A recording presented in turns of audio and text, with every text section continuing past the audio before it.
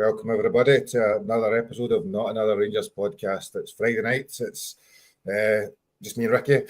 Scott is busy moving this evening, moving house. So if anybody knows how to build IKEA flat pack furniture, please get in touch in the chat because he's asking me to do it, and I'd rather not. So if you have got the skills, got the attributes, got the screwdriver, get in the chat and please say that you're willing to help Scott. He's busy moving house as we speak. I think last time we spoke, he's got boxes everywhere, so he's unfortunately not going to be with us tonight. But Ricky has been researching all week on subject matter, so he's a plethora of knowledge as we'll come through tonight. So how are we, Ricky? No, good. I'm glad I live in Cyprus, so Kerr can't be hitting me up to go and... I don't mind building IKEA furniture, actually. I get a Carlsberg, a couple of Carlsbergs, get the toolbox out, and then just sit there. And but I always try to be too smart, and I'll skip a couple of pages, and I always screw it up, mate. And then I have to go back to pages, dismantle it a little bit, and then put it back together to get to the end. So I don't mind building a bit of furniture. It's you're not building IKEA furniture, right? Unless you're doing it again, but me start again part way through it. No. Well, you've got as long as you've got a beer, mate. You need a Carlsberg. The Carlsberg is the key. And I know people will say, "Oh, Carlsberg shite beer," but any type of beer is the key to building furniture. So he's busy doing that tonight and tomorrow and probably for the next few days. So we will be here talking about the upcoming game and all the developments over the course of the week. So I suppose we were talking. I was thinking 48 hours ago the chat was quiet. There was nothing to talk about. There was not much happening. Rangers were in a bit of a lull since the game against Athletic Bilbao. I was thinking Real Sociedad. I forgot the name almost there. Athletic Bilbao. And then on Wednesday, the Chief Exec's Fans Forum, I think, was starting and the world ramped up again.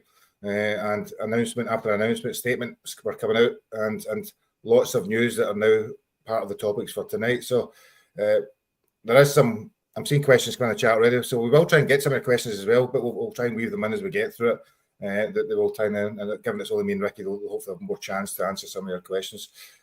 I suppose the first one we're going to talk about, the Chief Exec's Fans Forum. There's not been a lot of talk about the forum itself and what happened, but I suppose the main bit that seemed to come from it was Patrick Stewart acquitted himself reasonably well, from what I gather, and they were talking about the structure of the club internally, is that this executive officers, that we call them, have got more authority and more autonomy than they probably had under previous boardrooms. I think that was a suggestion. The main takeaway is probably from that part of the discussion. Yeah, no, but they said that when they were coming in, that they were, because in the past it's been people trying to run the club from different countries over Zoom calls, and to be fair to come on, I mean, Kerr was going on about him the other night, but I mean, it's been a bit of a shambles when you don't have anyone to talk to and people you're trying to find out who's doing this and who's doing that. So when Patrick Stewart came in, it was made pretty clear that these guys were going to be running the show with a few other guys were going to be running the day-to-day running of Rangers, which I think is a massive benefit to the club. And it sort of feels like we're never going to know when this takeover started and stuff like that, but it feels like Patrick Stewart has sort of been working with the Americans for a while, because these decisions that have been made, probably, I mean, it's a bit weird that the parts and all that just handed over control to someone running the club, even though it's a good thing. So I think this American takeover's probably been looking like it was going to happen and in the background for a lot longer than we actually think. And it'll be interesting to see what's going to happen when these guys, I mean, like you said, there was a lot of announcements. I don't understand with these fans forum why they put so many rules in. Like the guys weren't allowed to give fans live updates and stuff like that. It had to be. Do you have any idea why that? I mean, that to me is a little bit strange. You know, if it's a fans forum, surely they want all the information. The whole point of a fans forum is letting all the fans know what is going on. I don't know why it was such a close secret, because they're going to report it later anyway. But anyway, if anyone knows why that is the case, then please put it in the chat. But a lot of positive news started to come out of Rangers, Gary. It's been an absolute dreadful season, so let's hope we can get these final 5 games out of the way, and then everything starts to be positive. With well, obviously, we're going to speak about the new director of football, but it was starting to trickles of good news starting to come through finally. So as you said, you know, I don't actually know why it's embargoed, whether it's to do with the media or something to do with podcasts or something like they can't actually talk about it afterwards. It must be some unless you don't want to get grief potentially, if there's so people could run down to iBooks if they didn't like what was being said in the live updates. I certainly have been at one last year, and I mean they're stage managed. They're very much about ask the right questions, and we say very little. But hence the reason why a number of statements were probably put out before, during, and after to make sure that it was a pleasant atmosphere. I think it's fair to say. So in terms of what we'll talk about tonight, we've also got the sporting director, as you say. We've got stuff around the takeover, which was a statement about Umbro or Castoria with a new Umbro badge on it, whatever you want to call that. Baylor Rice's potential new contract. Josh Mulligan's rumoured interest. And then we've got stuff about Barry Ferguson's press conference today, which is quite interesting. If you've watched that in the Ricky Willow, because he does his research. Yeah. A lot of our thoughts about the game against Stmirren, which is probably quite interesting. So, quite a lot to cover, actually, surprisingly enough, considering there was so little 48 hours ago. First thing we're going to talk about, I suppose, on Wednesday night, the announcement of a new sporting director. And the great thing about podcasts, like, we talk for hours upon hours upon hours about names. I think you're saying on Monday night, Davy Weir or whoever it may be. I watched the Rangers Journal. It's a great show, but they done a whole session on, in fact, it was on that a couple of weeks ago, and they done a whole thing on about 13 different candidates. We all talk about who we'd want, but we never really know. We never really know any of these people because there are a million different names potentially. And then Wednesday night, the announcement was made that Kevin Thirlwell, yeah, was announced as the new sporting director. I'm not going to get the background. There's lots of stuff in the statement. People would have seen that. You know, he's got a lot of experience, and you can cover some of that, Ricky, and talk a little bit about him because I know you've watched lots of stuff and read lots of stuff about it. So, your thoughts on the appointment? Yeah, well, positive. He's got experience, and he's got a bit of experience with everything. He's been an academy director. He's got his license, his pro license. He actually wrote the course for the pro license in Wales. Started with Billy Davis at Preston, which was a bit of I sort of was reading that, which was quite interesting. So I'm sure Billy Davis. Well, he's probably. I hope he was never in any of the dirty stuff. But moving on from that, no. But I'm sure he was filling him in about Rangers and Scottish football, because Billy Davis has obviously always been a big Rangers fan. So I'm sure through the years, it was Scottish players at Everton and Wolves and stuff like that. He's been at some big clubs. America, they thought highly of him. New York Red Bulls. I mean, they're no fools. When they started that franchise, they must have thought he was he had a bit about him to put him in as the director of football over in America. So he is coming with a bit of pedigree. And the good thing about nowadays is you can go on YouTube and you can watch podcasts, and you will never get a better gauge of how the guy is done from the actual supporters. So I was watching a few Everton podcasts speaking about his time at Everton, and they were absolutely, well, it was actually very interesting because they said that if Sean Dyche had stayed the manager, the conversation would have been totally different, because they thought that there was a bit of friction there. So there's a lot of people worried that there's a connection there with Sean Dyche. I don't think they got on that well, because he signed a lot of players and handed them, and Sean Dyche wasn't playing them, and Everton were all over the place. But when David Moyes came in and he started playing all the players that this guy had signed in the correct position, and then they started getting the results. I mean, Moyes has done an unbelievable job since he's went back to Everton, and the guys were saying that that's completely changed the narrative around this guy as director of football. But over the years that he was at Everton, because it was a very difficult job and that he took over and stuff like that, but they were saying he's done a really good job, and they were wishing him well, which was good to see. Obviously, at that point, they didn't know he was going to Rangers, but it's going to be a massive job, because Rangers, being director of football for Rangers and the stuff that we need compared to a Premier League is a complete and utter different challenge altogether. So, but on paper, it looks a good appointment. And as you know, with Rangers, you'll get about probably 3 weeks before people start attacking him on social media for something. But no, I'm sure we'll wish him all the best. I'm so glad, because over the last few years, we've been appointing people and just giving them promotions. It's like you don't need to do anything at Rangers. I mean, we gave Coppin 2 promotions for absolutely nothing, which was just madness. So let's hope that finally we're going to start seeing a bit of stability with people that are trained and qualified to be doing the roles that they're supposed to be doing. So it's a good sign for me. He comes with a great CV. He's got a bit of everything in that CV. He's been at some great clubs, so we wish him all the best. He's got a massive job at Rangers. It's a massive rebuild, and we'll see what happens the next few months. Obviously, straight away, it's going to be a new manager. I don't know how much he's going to have a say in the new manager, if he's going to be at Everton until the end of the season. I know we've still got a few weeks, so maybe it's going to be a bit longer than we anticipate with how long it's going to be before he announces the new manager. What about yourself? What did you think of the appointment? So, do you know what? He's got pedigree. Do you think, as you say, he's got the pedigree, he's got the background. I was quite interested when you look at his work in America. Is that why? Is there a connection there? Do you know? I think most of us think that Patrick Stewart and the chairman, etc., are all very heavily linked or aligned potentially with the US investors anyway. So, is there a connection with Thrillwell anyway? But he's worked at Everton, done successful. You know, it's interesting when you said there, you're always successful as a manager and the players, and it doesn't matter what sporting director you are. I mean, Ross Wilson still gets slated, we'll all get slated a lot, but you could look back and argue that there's a lot of things were successful with what he done at that time, you know, in terms of building infrastructure, doing lots of stuff, improving that. But at the end of the day, when the trophy stopped coming, he was he's the one that carries the can, and it's the same with this new sporting director. He is there to oversee the full women's team, full academy, the full men's team. And that's, as far as I understand, that's what medical oversight of recruitment and a whole host of other things, anything else, but probably all the kind of football operations, isn't it? So he can't and won't be able to do any of that, or majority of that himself. He's there to lead.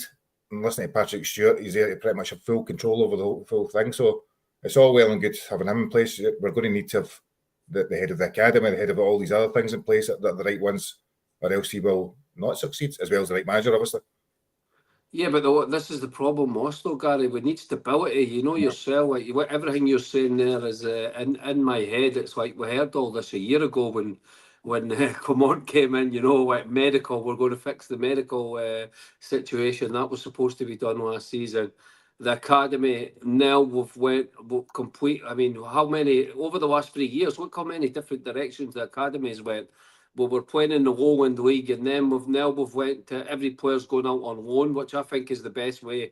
If you look at everything now, the way we're doing with the youth players, we're sending them on loan. For me, that's the best option, because I think we've destroyed so many loan players over the last 5-6 years that probably could have had decent careers, but we held on to them so long, and they were never getting a sniff of first team action. So what's he going to do? Is he going to come in and reverse that and want us to play in the Lowland League again? So there's a lot of things that we need stability, and the club needs direction. And for the next sort of 3, 4, 5 years, we just hope that all these people are going to stay in place and that we can actually build the club back, because we're starting from rock bottom.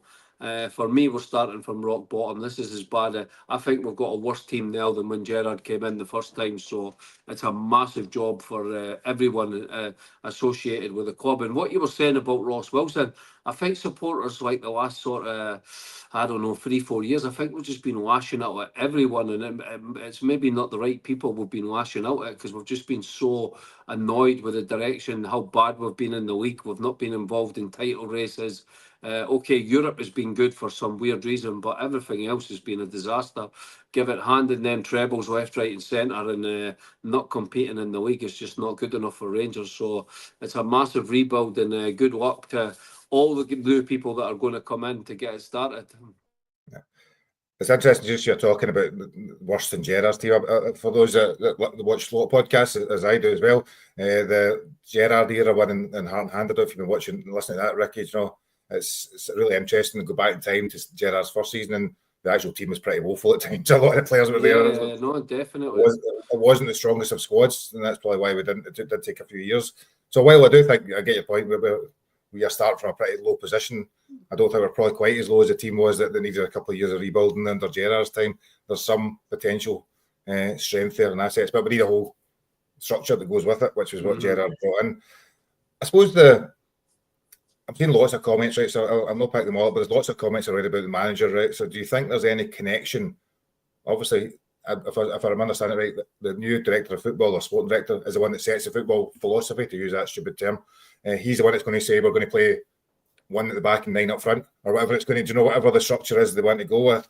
So he would have to have a hand in the recruitment of the new manager, because if that's going to be the overall style of the club to go forward to then recruit players, no matter who the manager is, he would have to have a significant input into that. And I suppose looking at his background is in more defensively minded, lower mid-table, bottom of the league sort of teams. Do you think there's a slight risk around that? There's a risk around everything, We could get someone from Man City and think that they're look at over the last sort of 20 years being a Rangers fan. Gary, we brought in Paul McGuinn thinking he was going to be the best manager in the world, and he was almost. It was. There's just no guarantees with these people. I get what you're saying about the mid-table thing, but one thing about this group that you've seen the rumours about them getting rid of Fark, and I actually think that's a great decision, because he's had 2 bites at the Premier League with Leeds United, and he's a brilliant Championship manager, but he's a disaster in the Premier League. So if that's the sort of ruthlessness they're bringing into Rangers, that's what I want to see. So it's going to be. I see everyone in the chat everyone's worried about Sean Dyche. Everyone thinks that Gerrard's going to be the new manager. I just don't. I don't think that the new manager is as set in stone as everyone thinks it is. I think that there's just a lot of people pretending they're in the know with rumours here, rumours there, and there's a lot of people putting money like that Jose Mourinho thing. There's no way Jose Mourinho is ever going to be the Rangers manager just because of the salary he's on and stuff like that. So it wouldn't surprise me if the new Rangers manager is as big a left field appointment as this director of football has been. And you're right, the guy will have to be involved in choosing the new manager. It'll be a bad start if you bring in a director of football and he's not involved in the interview process. But the problem we have is time, The guy's going to finish the season with Everton, and it's going to be so quick for us to get him up to Scotland, to get him involved in this interview process. People are on holiday. It's pre-season time. There'll be some internationals going on, so it's going to be a very, very busy period for us. May, June, and July is going to be hectic. So how long do you think then? Well, in fact, Joe, we'll come back to that. There's lots of comments in the managers, right? So there's tons in there about Dyche being one of them. So Sean Dyche, just straight yes or no? No chance. No chance whatsoever. Mm-hmm. Yeah, and to be fair, he's done a decent job at the clubs he's done for what he does, but I don't think and that I suppose takes back the football style. You don't want somebody that comes in and plays the high ball, as well, gets Kettlewell or Emderley as well, trying to sign some Scottish manager. Carsley, I think, is one I've seen here. Is it Carsley seems to be one? I don't think so. But I don't think he'll be in the running. I don't think so. Mourinho, you said no to already. Just the money situation, Gary. 10 million, you can't afford 10 million. How can we afford 10 million? That's like 10. And why would you? Would you rather, say hypothetically they did have 30-40 million, they said that we're going to invest 30 million, just pick a number out of the sky, right? Would you like 10 million of that to be on Jose Mourinho? No. And only 20 on the squad? No, definitely. Do you know, and it's also a bit like Jose Mourinho is a bit like going to see the Rolling Stones. They were good in their day. It might cost a couple $100 and they're worth seeing, but you're better going to see. You've got a better show for Taylor Swift now, because she's a huge. Exactly, man. I see that. Rangers reviews excellent, by the way. The dog on there is a superstar. What the information he puts up, and I was watching the thing they did about all the managers. And I will say that when Jose Mourinho came on the screen, mate, I'm not joking you, is for that 10-year period, is compared to, they were bringing up Russell Martin, promoted with EFL playoff trophy, but Mourinho's trophies was just amazing to see that period where he was at Chelsea until Real Madrid, basically when he went back to Chelsea, he was still winning leagues, and then after that it just went down the hill, man. But what a man! If we could get a time machine back to the future and get the DeLorean out and send them back 10 years in time, then Jose Mourinho invest 10 million 100%. But that Jose Mourinho's gone. Now we've got this grumpy old man who's just no cutting it anymore. I didn't say Taylor Swift's better Rolling Stones. I was just saying one's still current, the other one's past it, but the other one's a legend. Same way Jose Mourinho was a legend, but he's now past it. Was my analogy. You're digging a hole there, Gary, man. Jesus Christ. Okay, I'll just shake it off, as I say. So other ones I've seen there, Jurgen Klopp, I think, was up on that list there with people talking. Jurgen Klopp would take Klopp. Red Yeah, Bull he'd linked, be good. Red He's Bull got linked. to Real Madrid. He's got to Real Madrid, you know. Rafa Benitez. Rafa Benitez is an interesting one again. Like people are saying, he's past his day, but I mean, I don't know if he could. He's not got much personality about him. He's a bit dry, like, you know. When you speak to the Liverpool players from their success, even Gerrard and everything was like, even when he was there at Liverpool, he's got zero personality. I think you need a bit of personality to be the Rangers figurehead. So says here the odds have dropped massively in Edin Terzic now at 51 down to 8-1. I don't know who is. Ricky, you're more in the know maybe than me. I think did he not get? I think that's the Dortmund guy that got to the Champions League final. But who's the guy Rosa then? Who's the guy Marco Rosa? Was that the Dortmund? No, who was he? He was the Dortmund manager recently, and he was the manager when we played Red Bull. I think we played Red Bull a few years ago. These are good names. But again, they're a bit commodish, you know. Like, are they going to be able to? I don't think they'll go with that direction. I think we need someone that knows the British game, like, so it'll be interesting. Kevin Muscat is the one I would like to see. That's the one you love. You love from once, Ricky. I know, but I've went up and down. I think you need but he does have history of the British game. I just think the rebuild is so big. Did he spend enough time in Scottish football to understand how difficult it is going to these grounds, and it's their cup final, and you're playing players like Simon Murray, and you can play like on a Thursday night and be brilliant in Europe, and then you can get destroyed by like players like Simon Murray, and the guy from Stmirren we're playing tomorrow will be all over our defenders. So it's a very, very weird league. I don't know. I do like Muscat. He's got a recent history of amazing success, and he's probably got more knowledge of the world market than any manager you could bring in, but it's again, it's quite a big risk. So anyway, I mean, every manager's a risk, so it'll be interesting to see. But if we give them the right structure, I think we're speaking, Gary. I think we're all just pretty scarred with. They'll be saying in the comments, Ricky, you've got to pick one manager. Jesus, you're dismissing them all. But I just think we're so scarred with. How bad it's been with this run of managers we've had. It's like difficult in your head just to think, you know, I was a bit staunch brigade with Barry Ferguson for a few weeks, but that ship has well and truly sailed. He's actually showed you how difficult it is to be the Rangers manager. So we will see. Linda, just to tell you this, I took my daughter to Taylor Swift concert in Murrayfield last year. I didn't go in on her pal, and I hung about Edinburgh for 7 hours waiting for it to finish to take her up the road again. That's as close as I've got to actually being at a Taylor Swift concert. But I've heard the songs lots out with her in the car, so I'll not recite them any of them just now. So we could go on forever about managers, right? There's millions of managers, there's hundreds of thousands of managers in the world, and a bit like Thelwell, it could be any one of them. We don't know. The only things interesting me in the chat today is probably less with Gerrard than I've seen for the last few weeks. I don't know if that's just because different people are on, right? Keep putting them in the chat. I'm not going to go through everyone you mentioned because we've got Lampard, we've got Gerrard, we've got Muscat, we've got Benitez, we've got everybody that's there. And no doubt it will be none of those. It'll be somebody altogether different. The last one I will pick up on, and this is probably moving forward to the agenda slightly, but Barry Ferguson was on his press conference today, and for the first time he kind of back a little bit. I don't know if that's the way to put it. He actually said, kind of unprompted, he said, listen, I've got two things to say. One, they'll either have me as Rangers manager, I think was the wording, or I'll go back to being an ambassador. Rather than every other time up to now, he's kind of talked about, I'm here for 3 months and I go away on holiday and see for there. But this is the first time I've heard him talk about his desire to be the manager and how he would be good at it. And kind of nearly close to the mast. Yeah, it was a very interesting press conference. There was a lot of sound bites out of it. I saw a lot of people on X were getting very excited about it, and were digging him out for like him saying that he can do the job like really well, and he doesn't doubt.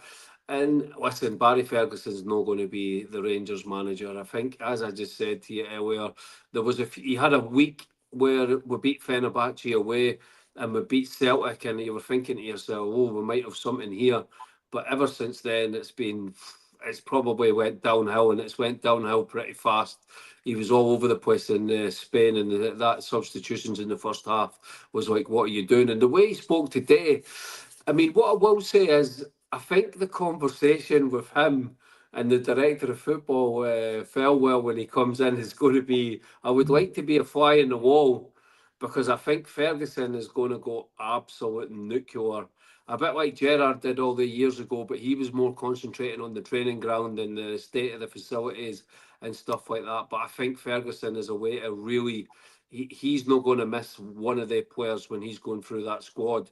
And I think that's a good thing. Yeah? I think it's a really, really good thing for him to be able to sit down with the director of football and go, look, I'm not going to be the manager. And it was today he confirmed that he would never be an assistant or anything like that. So anyone that sort of put that forward, and it's all been discussed over the last few months, he put that to bed. He's like, no, I'll either be the manager or I will be an ambassador. And I'm actually surprised.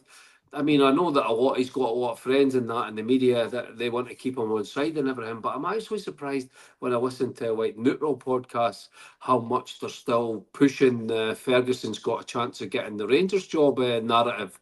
Because anyone that has watched us over the last few months, I mean, it'll be no surprise if St Mirren beat us tomorrow. And if they do, that'll be the third time in a row.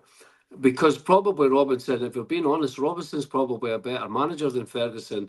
And we've got better players, but I mean, we've got so many players out injured again, as usual. So it'll be interesting tomorrow. But it was a very interesting press conference. What did you make of the press conference?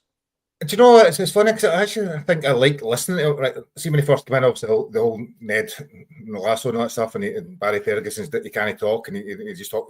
He's actually his press conference and his interviews have actually been better probably than his management. And then he's actually spoke pretty well most occasions, and he's been quite open, quite honest. He's talked a lot about his love of Rangers, and I've actually quite enjoyed listening to him. Don't want him as manager, I don't think that's the right thing, but in terms of listening to him, he spoke well. He spoke about his passion for Rangers.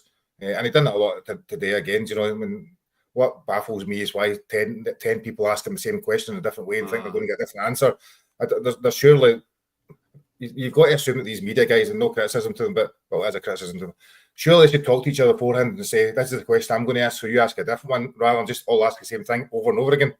It's crazy, mate.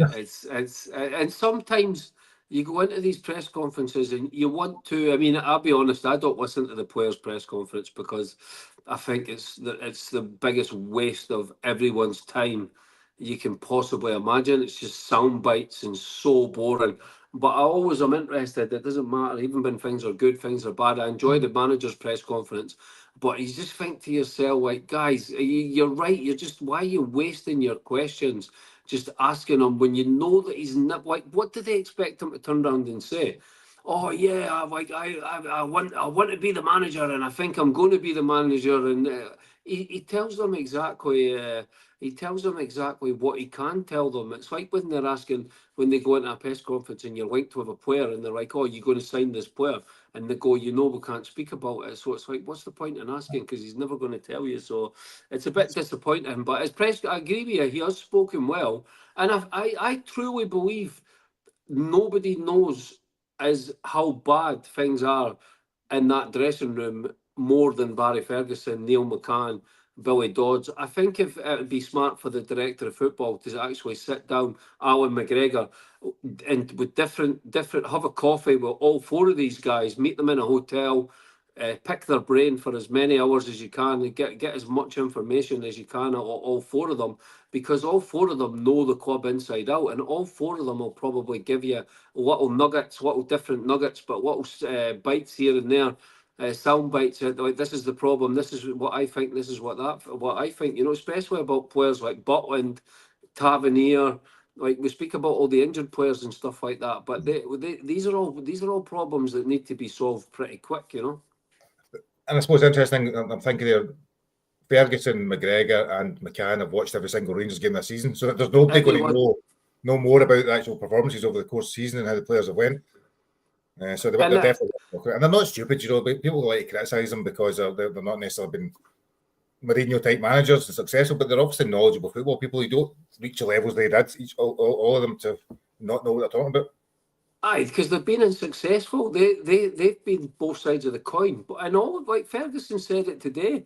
He says, "Look, I've been involved in Rangers where Celtic have won everything, and it made me very, very angry." He says, "I went away I went away and it completely ruined my summer. But I tell you what, I was ready to come back at the start of the summer, and I was going to work even harder with my teammates and make sure that my teammates knew and they were up to scratch, that that was not going to happen again. And I don't think, I think that's what he's hinting at, is there's none of that in the Rangers dressing room. You can see that a mile away. That's why I'm very happy the way you're away to speak about it, that we are getting linked with Scottish players.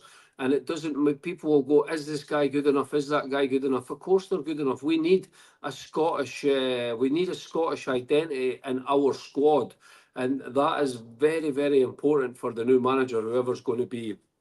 And they need to be good enough, don't get me wrong, but I'm actually happy with some of the players that we're getting linked with so far, because we will sprinkle some foreign good players on that as well. But for me, Ferguson can see, he knows exactly what is missing from the dressing room. He's been involved in successful teams. McCann and Dodds were involved in probably one of the best ever Rangers teams under Dick Advocaat and stuff like that. So, and McGregor's been there since a kid, and he's seen it all. He's seen good teams, bad teams. So you cannot get better knowledge of Rangers than they four guys.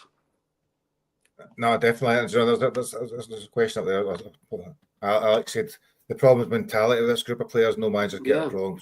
I always wonder that. Is it mentality? Because mentality is a strange word to describe. Or is it just ability? Do you know what? They're just not necessarily good enough. They can turn it on certain games, but they just can't do it week in, week out. The best players like Lionel Messi performs every week when he was at his peak, or as did De Bruyne, as did. And is that what makes a good player rather than an average player? Do you know, you've got. I was going to say Red Van, and that was the craziest idea I said. But say you've got Dessers, one week he's great, next week he's not. That's just because he's an average player all round. Do you know that? And that's maybe, is it mentality or is it just actual quality? You need better players overall. It's both, but I think you were bumming up your pal Dessers there, man. He's good one week and then he's rubbish for a month. You mean? Look at the stats. No, but listen, it is. But we don't have a squad, Gary. When was the last time we had went through a season and we weren't facing the injuries that we faced the last 3 seasons? It's we don't have a squad like that. We have the players that we always shoot are the players we always speak about on this pod. They're always available. Your Taverniers, your Dessers. These guys are always available. The other players are never available. Yilmaz again, out for the season. Sterling, out for a year. Balogun, out for the season. Lawrence, out for the season. And you see people in the comments going, oh, would you give Balogun a new deal? Would you give... You're like, guys, are we living in the twilight zone here? But Balogun, let's give 53-year-old Balogun a new deal because he speaks well in interviews and he's giving it staunch over in Nigeria. Come on, we need to move on from these injured players and we need to build a squad. I would like to see us have a young, hungry squad, mainly Scottish players. With a good sprinkling, British players at least, with a good sprinkling, good foreign lads that get that the British guys can drag the foreign lads and get that a bit like they've got on the other side of the city. You know, they always seem to have the mixture right where they bring in foreign players and they seem to work with the Scottish lads, and that's what we need, you know. Alex says there's probably a bit of both ability and mentality, right? And I did see that Alexander put up there that Dessers at a press conference. You don't watch players' press conferences. Dessers said that he wants to stay and win trophies at the club. And the one thing with Dessers, he talks well. Again, he talks well. He says the right thing, you know. And he was making it pretty clear that he hopes that there's still a place for him at the club next year. I think which you'll be glad to hear, Ricky. Well, I was having a hang on X today, so this is what I want to see, and I'm going to get hammered for this in the comments. So I would move on. This is a striker sorted, by the way.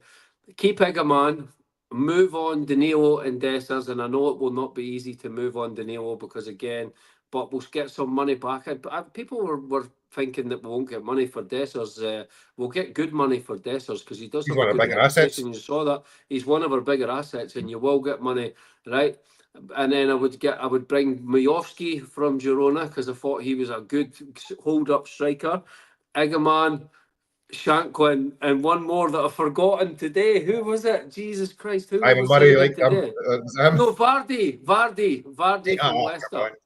The 4-0, Jamie Vardy for the only thing about Vardy is I absolutely hate with a passion his wife. She's mental, his wife. So he has to divorce his wife and then sign for Rangers for a season. Well, she's probably got a reality show or something happening up here anyway. So Yeah, Glasgow she'll bring. That'll be good. Oswald's reality show. what No, was it but called again? I can't remember. Oh, Wagatha Christie. That was the story, wasn't it? That was the one that was. that was incredible. That was incredible. Guilty. She was so guilty with her mate. I watched that recently and it was unbelievable. It was mental when she got caught and she was still denying it, and her mate chucked her phone in the North Sea and said she'd lost it. It was brilliant. I know that's you couldn't make that sort of stuff up. So stay well up here. So pick on our lines before we actually move on to preview of the game. Just a couple of things. So Umbro are our new kit suppliers, makers, I don't know what you call it. However, Umbro is the badge on a Castori kit. It seems to be. Is that the story? I'm trying to work out in my head. So Castori are still our kit suppliers, but they now use Umbro for their football brand and using Castor for a rugby brand and other sports, tennis, the ones they do. So technically speaking, Umbro have allowed them to license the Umbro two triangles. What is it? No, two diamonds. And you may have seen. So I was in Costa the day at one point, and the guy was saying to me, "That please talk about the strip, the elite strip, and what you think about it, and not just the guy that was wearing it, because he looked as though he just came off the Berlin potentially. I don't know where they've got the guy that was showing it. But what did you think of the new strip? What do you think Umbro being our new shirt suppliers? Well, the new top that was on social media on the guy for Baby Reindeer was horrendous, man. That was brutal. Why were you using the guy for Baby Reindeer?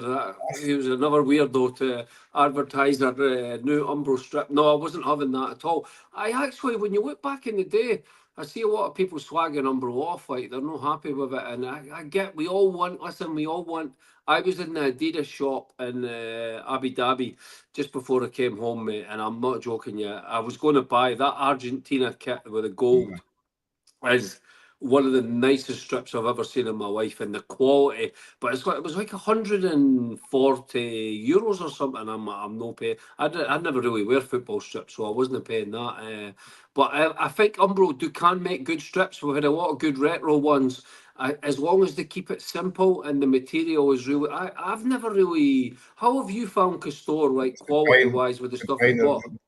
I heard what was the story that Desert strip will get ripped because it's at the Castor. Do you know? I've never had an issue. I've never had an issue, man. All the stuff, I don't wear it that much. Like, I mean, I buy stuff and then I hardly wear it, to be honest. But all the training stuff and the kits and that I bought have been absolutely amazing. I've never had a problem with them at all. But I see people absolutely caning them all over and saying the quality is terrible. I get it's really expensive. That's what Castor always has been. But I'm interested to see what they can do with these Umbro kits, because Umbro's quite a retro, like one of the classic old makes and stuff like that. So I think some of the training gear could be quite cool. And the only thing I would say is they don't need to. They've done this to death with all the training stuff. I mean, how many? They've went through every single colour in the rainbow except for green, like with training kits and training tops and stuff like that. So come on, guys, you don't need to do the same with Umbro again. You know, just bring out a few training tops a year, a few tracksuits a year, and then obviously you're going to hit us with 3 or 4 kits, including the goalie kit, and that's fine. But I'm looking forward to seeing. But I didn't like that one that was advertised. But to be honest, it's never as bad as when you see them leaked. It's all. I don't know why the shirt's always crumpled up, and it's always weird, you know. When you see it, well, no doubt Tav will be modelling it for the 11th season in a row. Then it always looks a lot better when they actually bring it out. So it will be interesting to see. But we'll all buy it. You know what? Rangers Castor did an interesting interview recently, and they said that these Premier League clubs are just dreaming. None of them are like a global brand like Rangers. They said that when they took over Rangers, that's when their brand went just all around the world. They couldn't believe. They heard it was going to be big, but they couldn't keep up with the demand. And and it's been like that ever since we've been with them. So I'm actually surprised that they're sending us to Umbro, but there must be reasons for it. But it will be an interesting few. Let's see what they can do with the first 3 kits. I saw amazing one today. It was like a brown. It looks so beautiful. I don't know if you get these guys that have got too much time on their hands that make them up and put them on it. Oh, I did that when I was about 12 and then stopped when I was about 14. But you get adults doing it all the time. It's like, guys, you've got too much time on your hands. Come on. So the strip and number one, same thing. Costing the guy was saying, he's like, I think it was like, was it one we had 10 years ago, Wimbro, maybe when he was? Yeah, it was. Something like that. Looked like that kind of style. I can't really remember it, to be honest with you. But no, it looked pretty horrendous in terms of the actual design. But often, 9 times out of 10, once I then go to the Rangers shop, once these things come out, you look and think, oh, I like the look of that. That's actually quite nice. Yeah, it's a bit like that. And it's never the same, until you actually see it. So, and it will be there. It's going to be there for the next few years, and we will all buy it, as you say. The 4 strips, the training gear. I was in there last week looking, because it's on sale now. You can get stuff for a tenner, and you're looking at things. That's nice. Quite like that. Quite like that. It's the best. Nobody knows. Nobody can keep up with what colour it is. So you may as well buy the stuff for a tenner, and it's just you just pan it off as new. So it's good. And the last one before I actually move on to football, and because I don't want to talk about this for very long, because there's nothing really to say about it. There's a tiny 2-line statement came out about the takeover, which basically said that the Rangers and American investors in discussions, bright future for Rangers is what they both want, and there's looking to sell a majority share. That to me pretty much just says it's happening, because you wouldn't come out with that. That's so the timing is about. It's obviously almost near to completion. Still dot the I's and T's, but there's no reason to say that otherwise. So I don't know what else we can really say on that just now. Yeah, no, I mean it's definitely going to happen. We all know it's going to happen. Nothing's going to stop it now. Weeds have been promoted, so that was. I mean, I don't think that was going to stop it anyway, because it seems like Cavan has a lot more. Parag Maraf is involved as well, the guy that's in chairman of Leeds, but I don't know if he's probably, especially, I mean, I don't know how you can run 2 football clubs at the same time. So I think Kavanagh looks like with Stenson and the new director of football, Kevin, they 3 will be like sort of the ones that will be hands on to start with McGrath in the background. So it'll be interesting. But I've heard it's May, the start of May, they're expecting it to be officially announced, and then we'll start getting to see how much capital they're going to put into the club and stuff like that. And it's the only thing I would say with fans, like, I mean, a lot of people are getting excited because they're billionaires and everything like that. But billionaire it doesn't mean you're going to put like a ridiculous amount of money into a football club. They're billionaires on paper and stuff like that. But it's not real money. It's not real money. It's not real money. I laugh when I see people getting happy because like Elon Musk has lost 20 billion. What people do, if you have any more than £500 million, you'll never need any more money. You can't. It's impossible to spend any more money than that. It's just a number on a piece of paper. It means absolutely nothing. You know, once you get past 1 billion, you've got enough money to do whatever you want for the rest of your life. So if you lose 3 or 4 up and down, it means absolute zero. So these guys are going to. I think they'll want to make a good go of Rangers, and I'm excited. We're all excited about it and stuff like that. But it will be interesting to see just how much money they're planning to put in and stuff. Because what you don't want is you don't want them to come in and go, okay, there's 30 million, but then the club's in debt 30 million straight away. Because we know we can't make that money back. We are a Europa, unless we start qualifying season after season after season after season in the Champions League, then Rangers as a Europa League team, we're not even breaking even. We're losing money. So if they say, right, we're going to put in 30 million and then the next season 30 million, we could be 60, 70. I mean, the debt could be out of control. So it's going to be interesting to see how they're going to do it. Obviously, they're interested. The carrot is the Champions League. That's the main carrot for them, to make us a Champions League club. This year could be the year that PSG finally do it and win the Champions League. So let's see what they can do with Rangers. Hopefully they can get us back to be in the Champions League all the time. Would be fantastic. And the only thing in terms of Europe in it is that if we want Atletico Bilbao to win the Europa League and finish 4th in the league, which means we'd go straight into some Champions path, which is a pretty straightforward, easier path into the Champions League. So that would be good. So come on, Bilbao. So let's talk football now. That's what we want to see. You know, there's a couple of links and Mark's put on one about Penrice. I think we've said before Penrice would be a decent squad player. To me, I don't think he'd be a first pick, but he's a good player. He would add value. But the one that was probably linked earlier on in the week was Dundee's Josh Mulligan. Now, I don't know enough a lot about him. I think he's a kind of right wing back, if I'm thinking 22, 23-year-old. Is that right? Yes, yes. Quite fast, quite pacey. He's kind of developed quite quickly over the last year or two. What's your thoughts on him? Certainly a free transfer to me. It's a no-brainer. Squad player. No brainer. I mean, I know I've heard people actually talking that watch Dundee a lot, and they said that he's really impressed them, and they've always thought that he could go a much higher level. Remember, Neil McCann started at Dundee, so we can't be turning our noses up. We've turned our nose up for some reason for so many years that like these sort of players are from Scottish teams, and they are the sort of players we need. Our actual squad options as well, Gary. I mean, you saw that up against Aberdeen. We need so it's not just the starting 11 we need squad reinforcements as well. So we need so many players in so many positions I think it would be a great signing. Any player that you can get in for free that's got the quality to improve what you've already got in your squad. Listen, if Tav was 10 years younger and Stmirren was fit every week, would we need to look at players like Mulligan? No. But the problem is Tav needs to, like, that ship sailed now, and Stmirren's going to be out for almost a year. And I mean, how's he even going to come back from this? It's a terrible injury he's got. Even if he did, he was injured for 2 years before that. It's not as if you'd expect him to then come back and be fit afterwards. Is the problem? That's been the issue. So exactly. Mulligan, I think to me, he seems like a good sign. It's one that's been talked about for a while. I don't know. And usually when these rumours start to come out, there's a bit of truth in it because it's maybe nearing the time.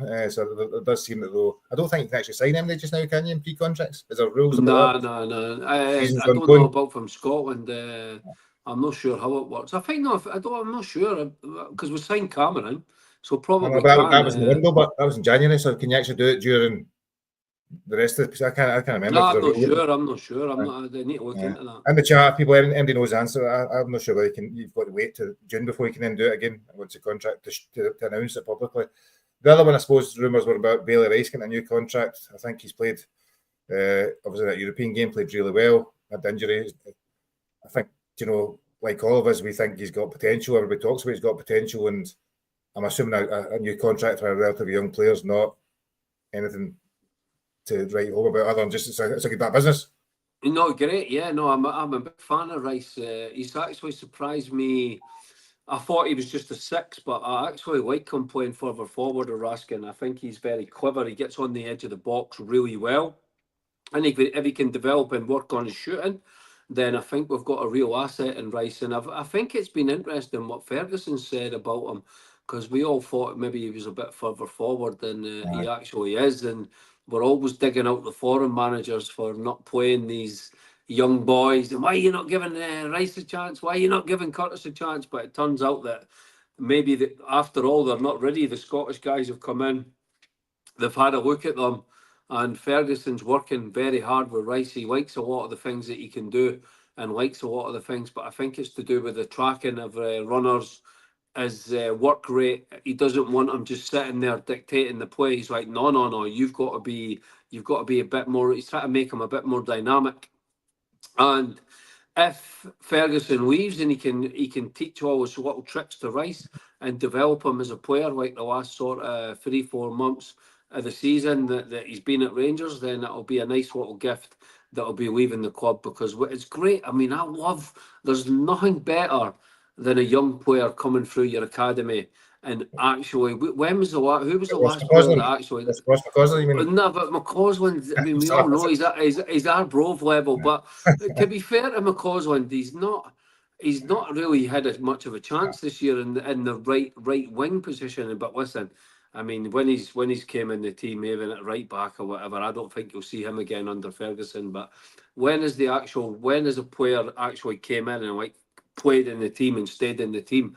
As you're looking all the way back to sort of Nathan Patterson and stuff like that. So it's great. It'd be great if Rice can get into that team and stay in that team. I've seen a lot of people saying about do they think Nathan Patterson will come back to Rangers? It's interesting.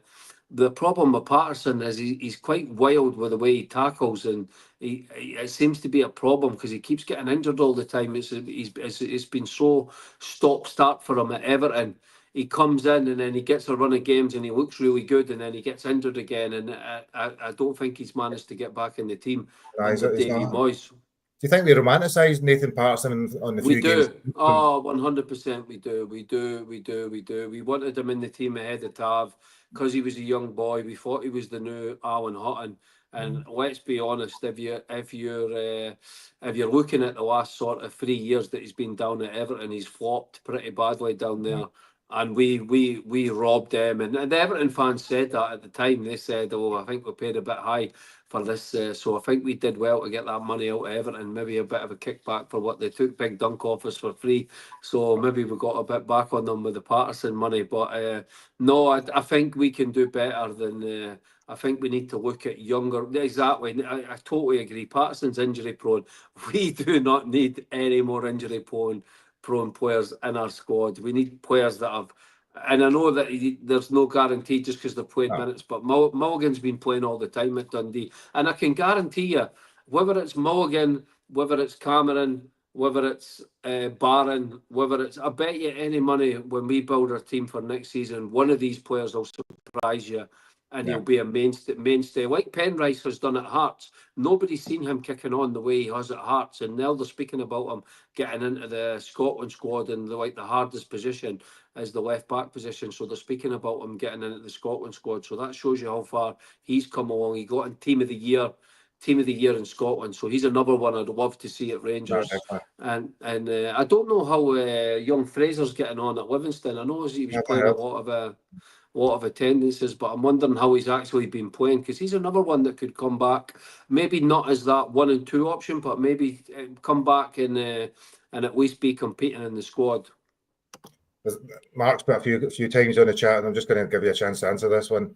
Lennon Miller, 3 million. I personally don't see Lennon Miller being a Rangers player. No chance. His dad won't allow it. He's going to follow the McTominay, Gilmore, Ferguson. He's either going to go to Italy, or he's going to get a move. They were speaking about Strasbourg today. I saw today 3 million is not going to get you anywhere near Miller now. They're looking at 5-6 million plus.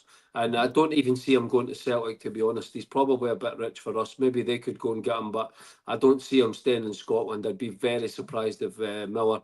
I think his family and that they probably realise he's sort of served as apprentice in Scotland. And they want to see him go to a higher level. He wants to go to the English Premier League, and the next step for him, he'll probably go to Europe for like a couple of years, 2-3 years, and then you'll see him go to the Premier League for mega money. I think that's the route that his family will probably take with young Miller, and you can't blame him. You know, like if he's got that talent and they think he's got the ability to be able to do it, then that's interesting. Yeah. People, the Cadden brothers, actually, they're good players. Again, they're probably mid to late 20s now, aren't they? I don't think they're certainly good squad players at Hibs. There's a left back that's a brilliant crosser of the ball. Can't remember. Chris the Madden brothers, man. The Madden American footballers playing for Hibs. They were a bit rough when they came to Ibrox. So no, they're not going to come to Rangers. The Cadden brothers. Anyway, let's talk about players that are there then, Ricky. Now, so we've got, as you say, Ridvan out for the season, Sterling out for God knows how long, Balogun unsurprisingly out as well, and Lawrence, who disappeared off face earth, is injured apparently. Although on the plus side, Casson Burjo's training again for some reason, and maybe going to loan for the next couple of weeks. I suppose my thinking, see, we look at tomorrow's game against Man, as you say, we've lost. I looked at the 3 games this season. We won 2-1 apparently. And Dio and Tierney scored at Ibrox first game. I don't remember it at all. Does it ring any bells to you? 2-1 at Ibrox. I think it was boring. I think it was. I think at that time. I think back at that time we were boring at Ibrox, but we were winning. You know, I mean, you look at that was when Comont had that weird record where we had the best record in Scotland by an absolute mile at home, and we were winning all our home games, but we couldn't beat anyone away from home, and then it completely flipped. So You know, it's a game and it means nothing when you cannot remember anything about it. Yeah, I mean, So, most of the games under Comont were like that at Ibrox. They were pretty dreadful, so it's no surprise. and then they beat us twice, obviously 2-1. It's around about Boxing Day. I can't remember exactly when it was, in between Christmas and New Year, that terrible finish to the game. And then 2-0, which was NCL's howling games, probably the one that got kicked out of the team, if I remember rightly, before he came back last week in the European game. So, last game against them of the season doesn't mean an awful lot in the grand scheme of things. That Barry Ferguson made it clear he wants 15 points and he will go all out to get 15 points as opposed to blood young players necessarily or makes massive changes. The team seemed to be the suggestion. He will focus on getting the win at all costs for each of those games. So I suppose, do you expect to see, I suppose, two questions. Should he only play guys that have got a future for next year? And secondly, should they be focusing on who's still there, who's got a role, the younger players, as opposed to the results? He should. Number one, your question, he should, and it would make it interesting if we see that team sheet that I suspect we're going to see tomorrow, but that Ferguson's going to choose. We're all just going to be, oh, for God's sake, and we're just going to try and get through the 90 minutes. So he's going to put himself in a no-win situation because fans are going to be pissed off when they see the team that he's going to announce. And then when it's like whatever happens in the match, it's going to be like, well, the season, most fans just want the season to be over. But if he picks a team and I've seen people going on about Xander Hutton, maybe giving him a chance, maybe giving Rice, obviously, if Rice has to play. If I don't see Rice in that team tomorrow, I will be raging because I know that Dessers is going to start 100% tomorrow. Egerman's going to be on the bench for whatever. Ferguson's going to torture us for the last five matches. I'd rather Cooney for Go Radio was picking the team than Ferguson if he's going to keep playing their players, to be honest. But I think that's the way that he's going to go. It's going to be Dessers. Egerman's going to be on the bench unless he starts them on the left with Czerny.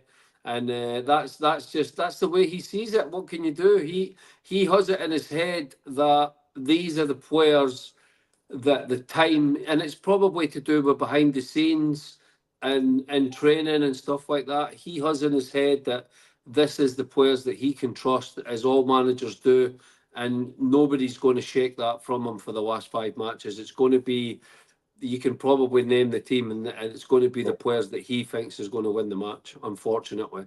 But it's not the players I would choose. We'll go through your players you're going to choose in a moment. But I suppose, he's a football man, he's a football person, as competitive person, and as far as he's concerned, it's all about winning. It's irrelevant about giving people games, I suppose. There's maybe a thing. Can I say one thing, Gary? And this is how unattached and mad these players are that are in that Rangers dressing room. All I have read since the Balboa game, and it just winds supporters up, is the pish from every player going, oh, we need to win these 5 games. We need to get 15 points. We need to have a good end to the season for the fans. Mate, the fans could not give a monkey's about you getting 15 points. You can go out and win the next 5 games. Celtic are winning the title tomorrow at Dundee United, and that's a fact. They've won it. The Celtic won the title in September. So if you guys think that fans give a shit about these last 5 matches and you're winning 15 points, then it shows you how unplugged you are from you can't say everyone, but the majority of the Rangers support. The time to turn up in this league title race was the start of the season and all the way over the Christmas period, where you were losing to St Mirren, you were losing to Motherwell. You've been getting hammered for the last 3 months from Hibs. All these teams, Motherwell turning up, just out beating us at tactics, beating us for desire, beating us for passion, beating us for all the things that should be a given as a Rangers player. So don't turn out in the media and tell us that, okay, if they'll lose to St Mirren tomorrow, the last 4 games, we're going to do it for the supporters. The supporters are not interested in that. We just want the season to be over.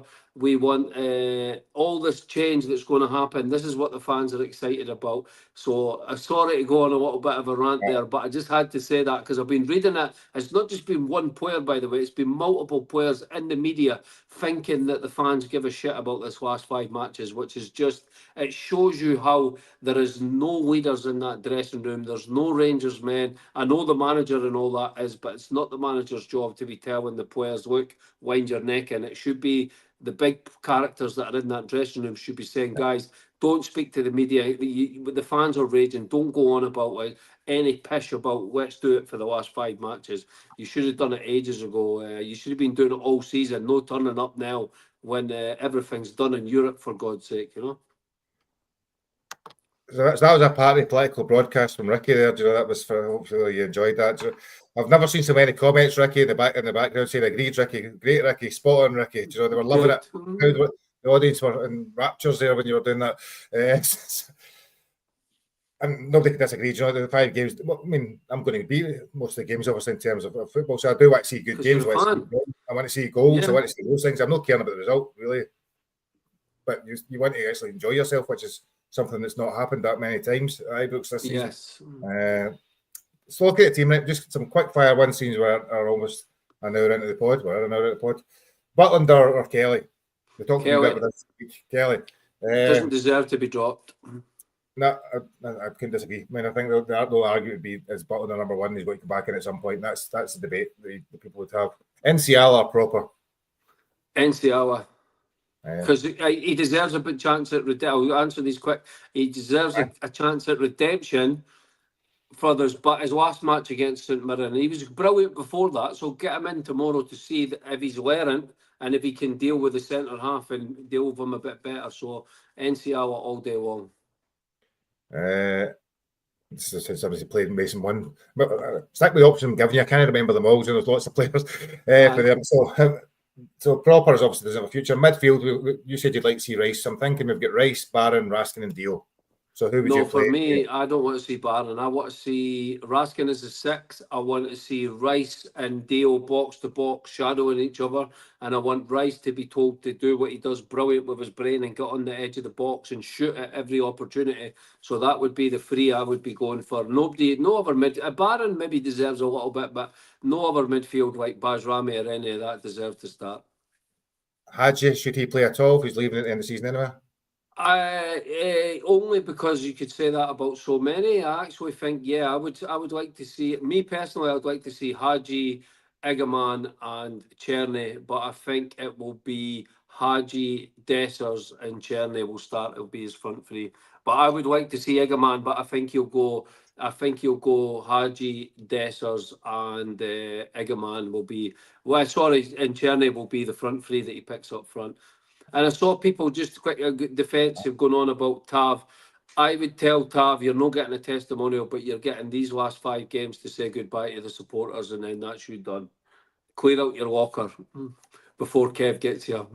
I'll make a prediction now. He'll be the captain next season again. But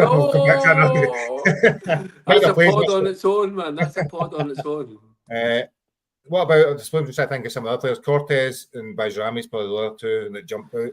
No, Curtis I would play. If you weren't playing Hadji, I would like to say Curtis, because I think I had an argument with a few people and most people agreed with me on X this week about I would like to see Curtis because I think he deserved it after Pataudry. I don't think Cortez and people are going, but we've paid the money for him. He's got to play. We've got to see what he can do. We've seen what he can do and he's not done anything. He's got to deserve, get fit and then go into next season and do it in pre-season and prove that you deserve to start. So if Hadji doesn't start, then Curtis for me would be the player I would start on the left in his natural position. And I see someone put in the comments, why play Czerny if you're not buying him? Well, there's every chance we could buy Czerny, and that would be, if I was Ferguson, I would be telling Kev the Felwell when he comes in that look, get Czerny, sign him, great player. I know no selling value, but he's a top player, and you can build a team around that. And Cortez needs games. Danilo needs games, but it's how do you fit them all in? That's the dilemma.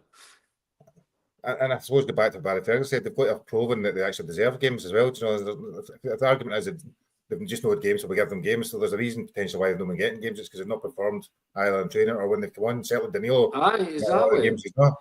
You've got to deserve it. You've got, like, they played at Pittodrie. Why do they deserve a chance tomorrow when they played as bad as they did? They got taken off at half time in their last game in Scotland. So what kind of message is that to young? We go on about young players. So if Curtis, who was decent in the match, and he was played out of position, okay, he got skinned in a few times because again it was Ferguson, mad tactics with the two fullbacks he played on the day.